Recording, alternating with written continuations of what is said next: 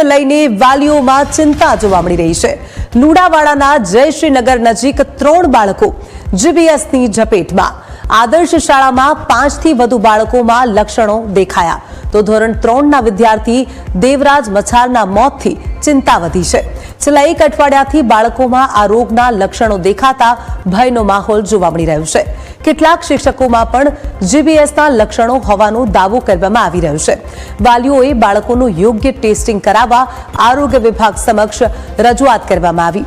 જીબીએસમાં શરીરની રોગ પ્રતિકારક શક્તિ ચેતાતંત્ર પર હુમલો કરે છે। એક્સપર્ટ ડોક્ટરે જીબીએસના લક્ષણો અંગે સાવચેતી રાખવાની અપીલ કરી છે।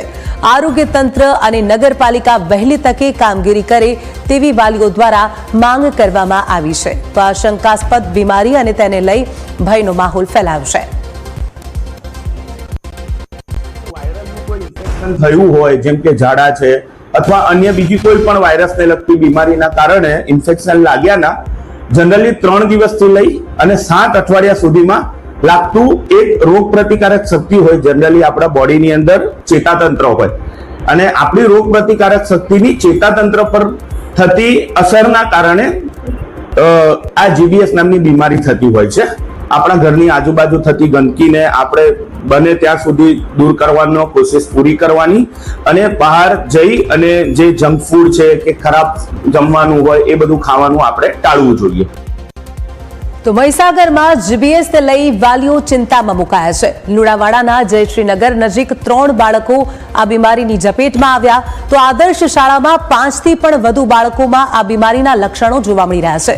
ધોરણ 3ના વિદ્યાર્થી દેવરાજ મછારના મોતથી આ બીમારીને લઈ અને ચિંતા સતત વધી રહી છે। છેલ્લા 1 અઠવાડિયાથી બાળકોમાં આ બીમારીના લક્ષણો દેખાઈ રહ્યા છે અને તેના કારણે સમગ્ર વિસ્તારમાં ભયનો માહોલ જોવા મળી રહ્યો છે। કેટલાક શિક્ષકોમાં પણ જીબીએસ હોવાના લક્ષણો છે તેવો દાવો હાલમાં કરવામાં આવી રહ્યો છે। એટલે કે માત્ર વિદ્યાર્થીઓમાં નહીં, માત્ર બાળકોમાં નહીં, પરંતુ આ બીમારી શાળાના જે શિક્ષકો છે તેનામાં પણ હોઈ શકે છે તેવો એક દાવો પણ હાલમાં કરવામાં આવી રહ્યો છે। વાલીઓએ બાળકોનું યોગ્ય ટેસ્ટિંગ કરાવવા આરોગ્ય વિભાગ સમક્ષ રજૂઆત કરવામાં આવી છે। વાલીઓને આ તમામ બાળકોનું જે આરોગ્ય છે તેની તપાસ કરવામાં આવી તેવી રજૂઆત કરવામાં આવી। જીબીએસમાં શરીરની રોગ પ્રતિકારક શક્તિ ચેતાતંત્ર પર હુમલો કરે છે। જે પણ વ્યક્તિની રોગ પ્રતિકારક શક્તિ છે તે શરીર પર હુમલો કરે છે। અને હવે વાત કરીએ જીબીએસના લક્ષણો વિશે। શું છે આ બીમારીના લક્ષણો? સ્નાયુઓ પરનું નિયંત્રણ ઘટવું, આ સાથે જીબીએસમાં હાથ પગમાં લકવા જેવી સ્થિતિ સર્જાય છે। ત્યારબાદ ગળવામાં અથવા તો બોલવામાં તકલીફ પડે છે। કોઈ પણ વ્યક્તિને જ્યારે આ બીમારી થાય ત્યારે આ બધા જ લક્ષણો તેમાં જોવા મળતા હોય છે। ગંભીર સ્થિતિમાં શ્વાસ લેવામાં પણ તકલીફ પડી શકે છે। તો શરીરમાં અચાનકથી નબળાઈનો અનુભવ થાય છે। અચાનકથી શરીરમાં ખૂબ જ નબળાઈ આવી જાય છે અને હાથ પગમાં ખાલી ચડવી આવા પણ લક્ષણો આ બીમારીમાં દર્દીમાં જોવા મળતા હોય છે। તો જનજનાટીનો અનુભવ થવો, શરીરમાં જનજનાટીનો અનુભવ થાય, ખાલી ચડી જાય તો આ બીમારી હોઈ શકે છે। ચાલવા અને બેસવામાં પણ તકલીફ પડે છે। જે પણ વ્યક્તિને આ બીમારી થઈ હોય તેને ચાલવા અને બેસવામાં પણ તકલીફ પડે છે। તમામ સ્નાયુઓ પરનું નિયંત્રણ ઘટવું, ધીરે ધીરે જે સ્નાયુઓ પરનું નિયંત્રણ છે તે ઘટવા લાગે છે અને હાથ પગમાં લકવા જેવી સ્થિતિનો અનુભવ થાય છે।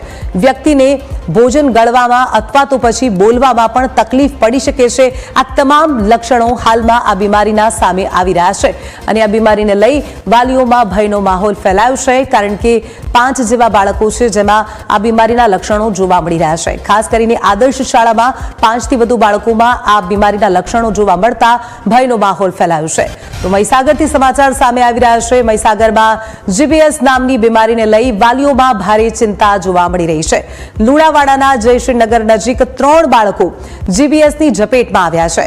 આદર્શ શાળામાં 5 થી વધુ બાળકોમાં જીબીએસના લક્ષણો જોવા મળતા ભયનો માહોલ ફેલાયો છે।